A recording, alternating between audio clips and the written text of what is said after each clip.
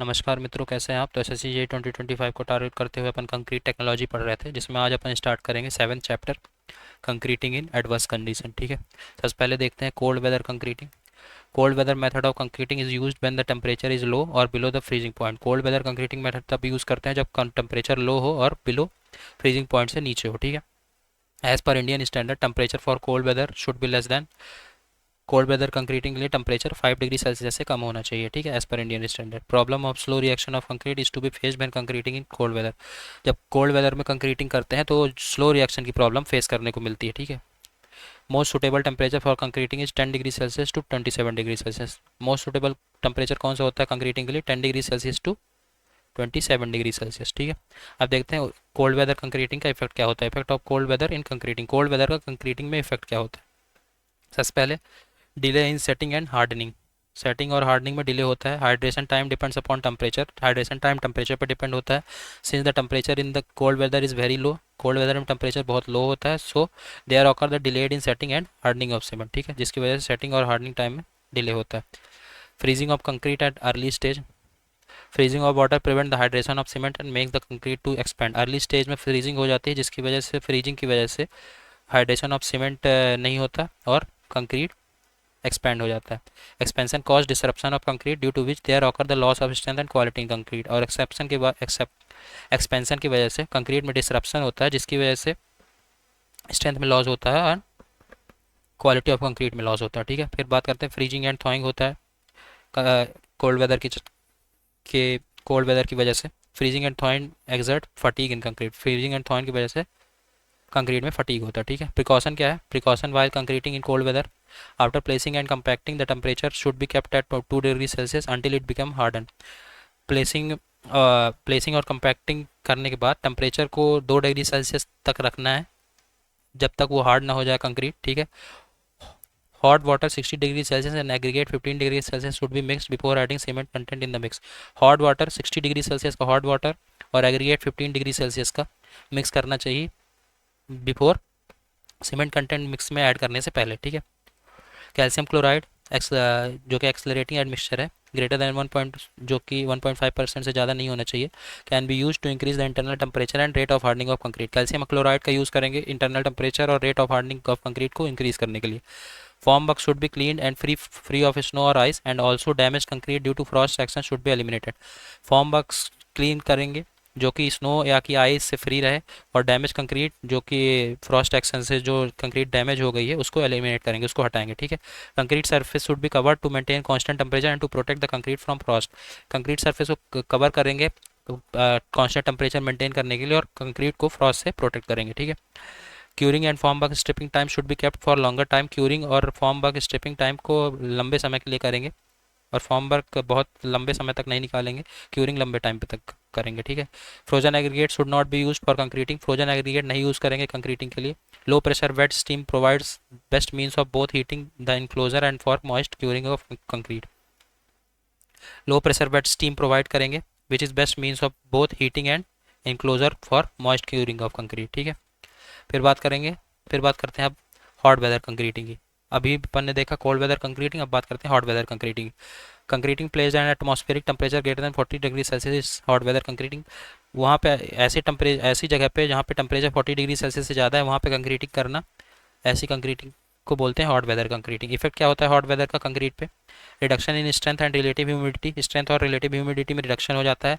Rapid rate of hydration of cement and evaporation of mixing water. बहुत ही तेज़ से hydration cement का होता है और एवेपोरेशन बहुत तेज़ होता है मिक्सिंग वाटर का। ठीक है, less finishing time and greater plastic shrinkage. बहुत ही फिनिशिंग टाइम बहुत ही कम होता है और प्लास्टिक श्रिंकेज बहुत ज़्यादा होता है।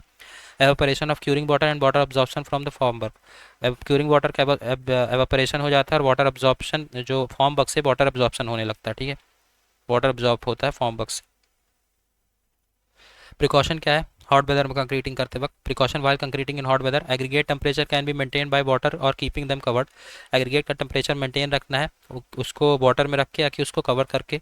For hot weather concreting moist the form work before concreting to reduce water absorption from the concrete mix. Hot weather concreting में फॉर्म वर्क को कंक्रीट फॉर्म वर्क में कंक्रीटिंग पोर करने से पहले उसको मॉइस्ट करें ताकि वो वाटर अब्जॉर्प्शन कंक्रीट मिक्स से ना करे। ठीक है, low heat cement should be prefer for hot weather concrete. Hot weather concreting के लिए लो हीट सीमेंट प्रेफर करना है, ठीक है।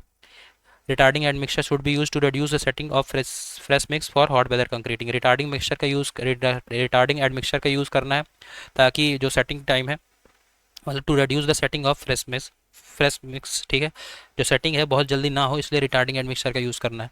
Complete the concreting operation like transporting, placing and finishing of concrete as fast as is possible.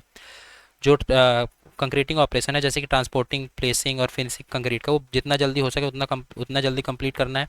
When the day temperature is very high then it is better to do concreting in evening time. जब day temperature बहुत ज़्यादा हो तो ये बेहतर है कि concreting अपन evening time में करें, ठीक है।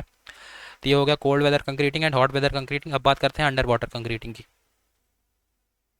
Under water concreting technique is design mostly to prevent cement wash out. Under water concreting mostly इसलिए डिज़ाइन किया जाता है ताकि सीमेंट वॉश आउट ना हो, सीमेंट वॉश आउट को प्रिवेंट करने के लिए। Under water concreting needs not to be compacted as concrete gets automatically compacted by the hydrostatic pressure. Under water concreting में जो कंक्रीट है उसको कंपैक्ट करने की कोई ज़रूरत नहीं होती, क्योंकि कंक्रीट जो है ऑटोमेटिकली कंपैक्ट हो जाता है हाइड्रोस्टैटिक प्रेशर ऑफ वाटर की वजह से, ठीक है। फिर आप बात करते हैं कंक्रीटिंग इन वाटर में। If the water depth is shallow, then there should be use coffer dam around the construction site। अगर वाटर डेप्थ शैलो है तब कंस्ट्रक्शन साइट के अराउंड अपन कॉफर डैम का यूज़ करेंगे, ठीक है। For under water concrete 10% extra cement should be use to fulfil the losses of cement solution in water. Under water concreting के टाइम पे 10% एक्स्ट्रा सीमेंट अपन यूज़ करते हैं, जो लॉस हुआ है सीमेंट सॉल्यूशन का जो लॉस हुआ है वाटर में, उसको फुलफिल करने के लिए, ठीक है। There are several methods to carry out under water concreting, जैसे कि ट्राइमी मेथड। बहुत सारे मेथड है अंडर वाटर कंक्रीटिंग करने के लिए। Tremie method by grouting, generally adopted for plugging the well foundation.